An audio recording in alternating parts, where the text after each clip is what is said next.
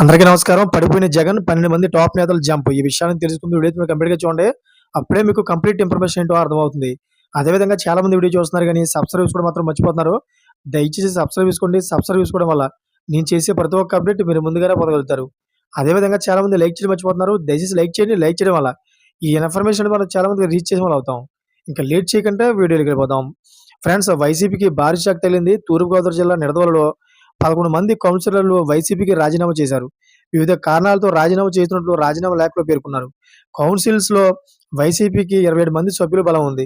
11 మంది సభ్యుల రాజీనామాతో వైసీపీ బలం 16కు పడిపోయింది.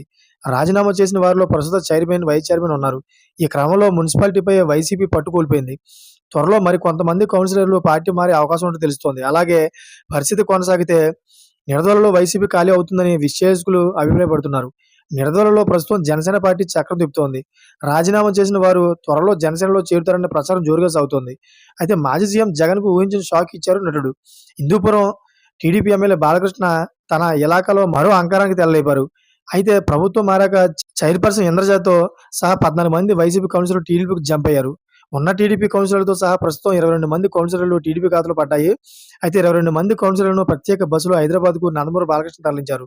ప్రైవేట్ రిసార్ట్‌లో కౌన్సిలర్లు మకాం వేశారు. హిందూపురం మున్సిపాలిటీలో 38 వార్డులకు 30 కౌన్సిలర్లను వైసీపీ గెలవగా టీడీపీ 6, ఇతరులు 2 గెలిచారు.